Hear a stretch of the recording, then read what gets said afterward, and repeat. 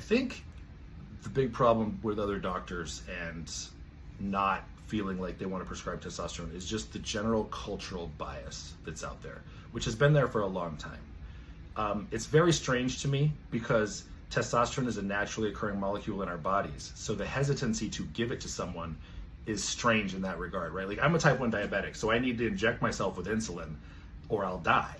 And so that's kind of an obvious example, right? Where if you're lacking a hormone, you need to use that hormone.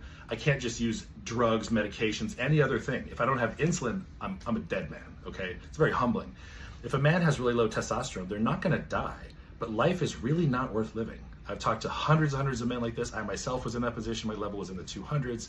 It was worth living, but by contrast, when I went on TRT and then I stopped suddenly, oh my God, it was so shocking. It was horrible. How bad you feel inside your head, your energy sucks, your sex drive goes down, the idea of exercise sounds terrible, and your exercise tolerance is poor, your recovery is poor, you just get sore and tired, and all of your efforts fail to pay off.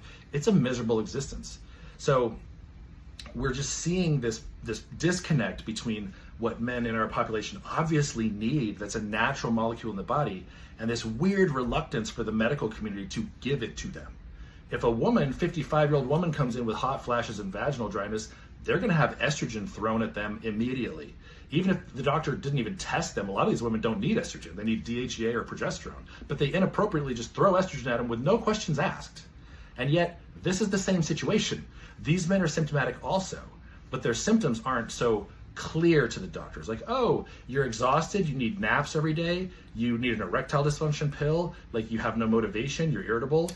They put them on an antidepressant and they put them on Cialis or something instead. Why don't you look for something that's missing first, right?